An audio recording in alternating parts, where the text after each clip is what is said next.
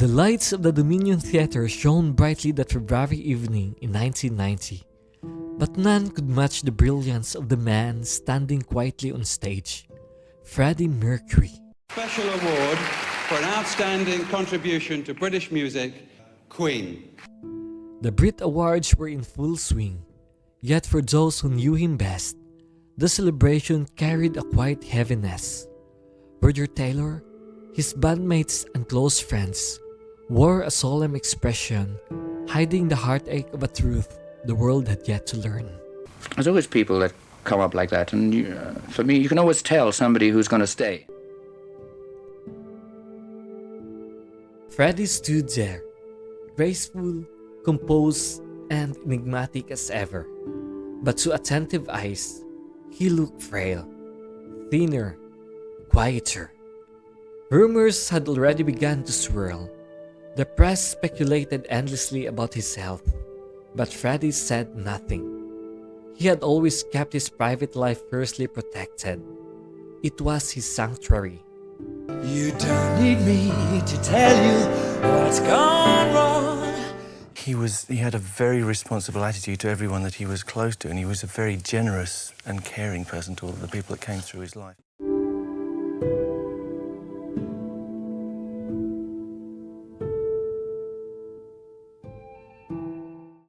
In 1989, Queen released The Miracle, an album bursting with creativity and spirit. Fans waited eagerly for a tour, but none came. The silence was deafening, and it fed the growing whispers. Was Freddie Mercury ill? The truth, buried beneath makeup and stage lights, was devastating. Freddie was fighting AIDS, and he was doing it privately, with dignity and unimaginable strength. There's one very strong person and the others get left out, and they think, oh God, this asshole's just too strong. In 1991, Queen released a hauntingly beautiful music video for These Are the Days of Our Lives. In it, Freddie stood in front of the camera one last time. His body was frail, his cheeks sunken, but his voice, soft and ethereal, carried the weight of a man who knew his time was running out. At the end, he looked into the lens with a soft smile and whispered, "I still love you." That brief, intimate farewell was his last message to the world from the stage he had ruled for so long. There must be more to life than this.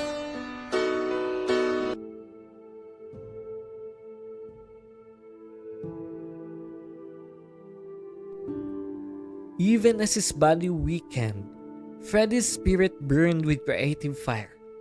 According to Brian May, Freddie insisted on continuing to work. Write me more stuff. He would say, "I just want to sing. When I'm gone, you can finish it off."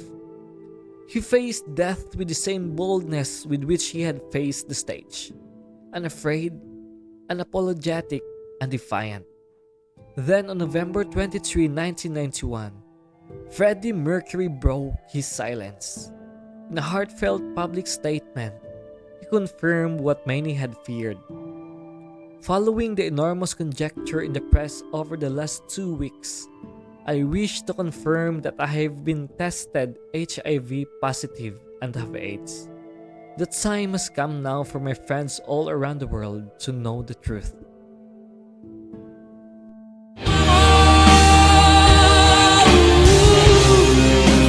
It was hard. It was really, but we were sort of trying to support him through it, and he was incredibly brave at that time. Obviously, he knew, you know, and we all knew at that time.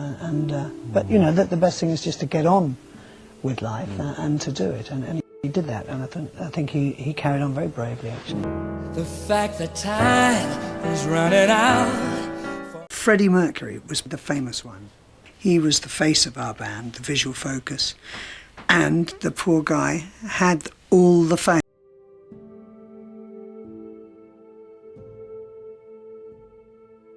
But the one thing he wanted to do was keep on working in the studio.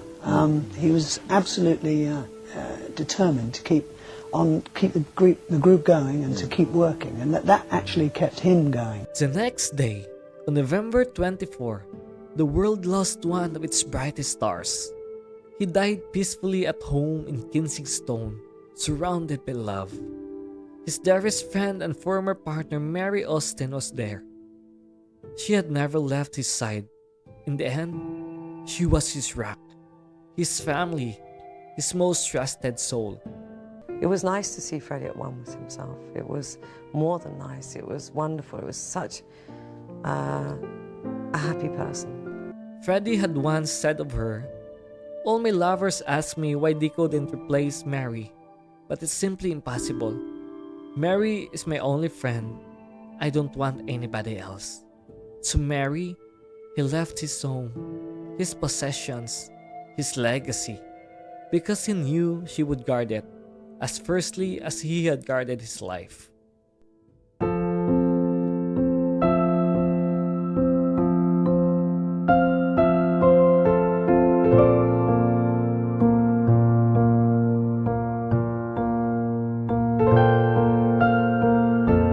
The news shattered millions across the globe. Fans swept openly. Murals appeared overnight.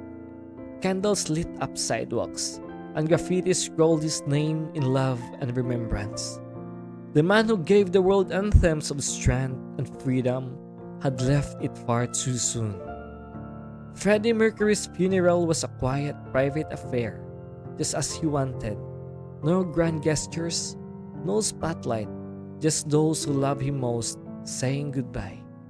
But for the rest of the world, he never truly left. Even in his darkest days, Freddie created beauty. He didn't let AIDS write his ending. He wrote it himself, in melody, in truth, and in bravery. He gave everything he had until he had nothing left. And even then, he gave more. He left behind not just songs, but a message that life is short, but art is eternal. The truth matters, that love matters, and that no disease, no rumors, no tragedy could ever dim the fire in his heart. He once said, "I won't be a rock star, I will be a legend." And he was right. He turned pain into poetry and fear into defiance. He faced death not as a victim, but as an artist determined to leave behind a final masterpiece. And he did.